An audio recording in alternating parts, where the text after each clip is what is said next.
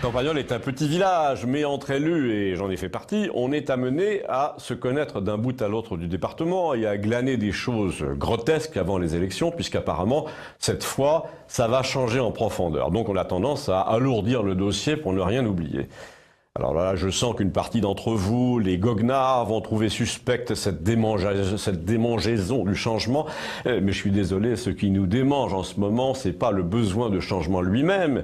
Les gens qui veulent que ça bouge ne sont pas atteints d'une maladie irraisonnée qui vient de nulle part. Ils ont vu et ils dénoncent des choses scandaleuses qui donneraient envie de remonter jusqu'aux législateurs qui nous ont mis dans une situation pareille afin de leur faire payer sur leur retraite, sur leur patrimoine, ce qu'ils ont infligé aux Français pendant tant d'années et souvent au détriment de leur propre retraite et de leur propre patrimoine.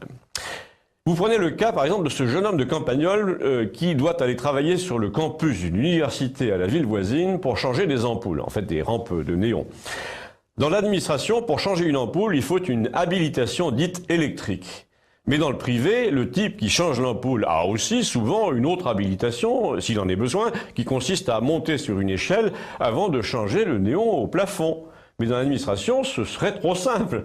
Comme il faut multiplier les formations à la noix, c'est chacun la sienne. Ça fait 2 salariés formés au lieu d'un, un qui monte et l'autre qui change. C'est comme dans un sketch. Il y a le type habilité à monter sur l'échelle, mais qui n'est pas habilité à poser le néon, et le type qui pose le néon et qui n'est pas habilité à monter sur l'échelle. Du coup, quand il faut changer une ampoule en hauteur, on fait appel à une société extérieure qui se déplace sur 30 km. Le travail est estimé par l'administration à 5 jours. De l'avis du jeune homme qui a fait le chantier, même en se plantant largement dans la prévision, il était difficile de croire que ça allait prendre plus d'une journée. Mais là, 5 jours, il faudrait faire une enquête pour savoir ce que ça rapporte et à qui. Mais là, on n'a pas le temps. On me pardonnera de citer pour une fois un exemple personnel. Mais le coup de l'échelle et du néon m'est arrivé à une époque où j'étais contractuel dans un pays étranger. Personne ne pouvait monter légalement sur une échelle pour remplacer le projecteur DVD au plafond de la salle de cinéma. C'est donc moi qui l'ai fait.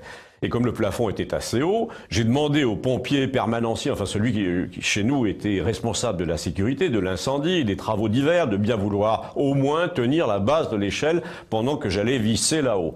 Mais savez-vous ce que le type m'a répondu? Non, je ne peux pas. Si vous montez sur l'échelle en ma présence, je vous aurais laissé prendre ce risque et je peux être sanctionné pour ne pas vous en avoir empêché.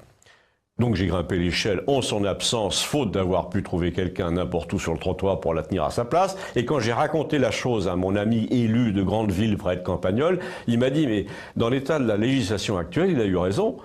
Devinez ce qu'il faut changer en France désormais. La législation, oui, sans doute, mais la législation, c'est qui?